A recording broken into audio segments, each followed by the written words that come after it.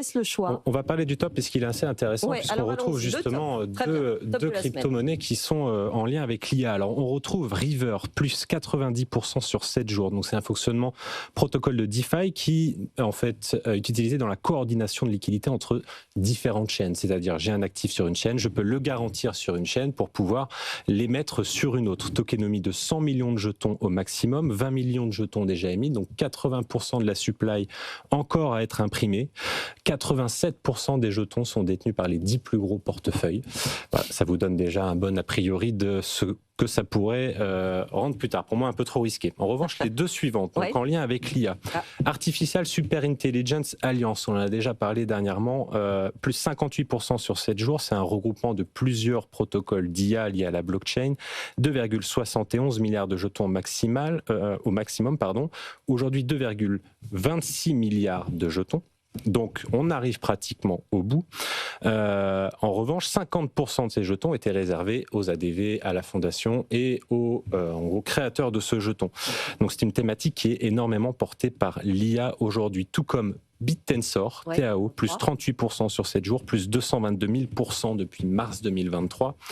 C'est du machine learning, intelligence artificielle, etc. 21 millions de jetons au maximum, 10 millions de jetons aujourd'hui émis, donc il faut se préparer une dilution de 50%. Assez peu d'informations sur la concentration. En revanche, s'il y a bien une chose, je pense, à retenir sur ces thématiques de l'IA aujourd'hui, c'est que il faut bien comprendre pour ceux qui souhaiteraient profiter de cette thématique qu'en investissant dans des crypto-monnaies, vous n'investissez pas dans l'économie de cette intelligence artificielle réellement. C'est-à-dire qu'il n'y a pas toujours de corrélation entre la valeur générée par l'IA et le jeton. C'est-à-dire qu'une société peut être structurée justement en société, et donc les revenus qui seront générés par cette IA seront captés par la société et pas par le jeton. Petite chose à bien retenir. Donc attention aux différents business cases sur ces sujets. Très vite les flops, on a une minute. Alors, on continue les flops. Kite, moins 32%, effectivement, ça vole bas.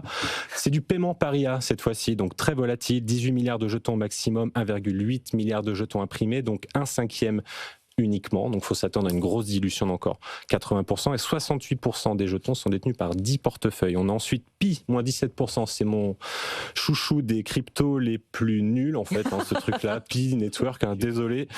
Mais à chaque fois sur les réseaux, je me fais un peu éclater, mais clairement, j'en ai... C'est un scam depuis des années. Voilà. Donc, tokenomie, 100 milliards de jetons au maximum. C'est pas grave, j'assume. Tout le monde est d'accord. Exactement. 10% des jetons uniquement émis. Donc, en gros, c'est une grosse dilution.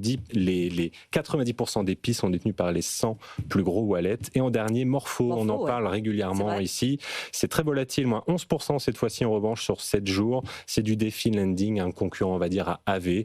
Voilà, on en parle déjà souvent, donc je vous invite à regarder les vidéos pour savoir un petit peu les replays, savoir ce qu'on en pense ici. Il faut toujours regarder les replays de cette émission, évidemment, qui sont sur notre antenne, sur l'appli, sur le site, sur nos réseaux sociaux. Juste après l'émission, c'est mis en ligne, évidemment. Merci à tous les trois d'être venus. Florent, Gabriel, Marvin, Karine Gela, Enzo, allô, je me dépêche, je suis en retard, je prends du temps sur BFM Bourse. Merci à vous de nous avoir suivis et je vous laisse entre les mains de BFM Bourse. Très bonne journée sur BFM Business. BFM Business, BFM Crypto, le club.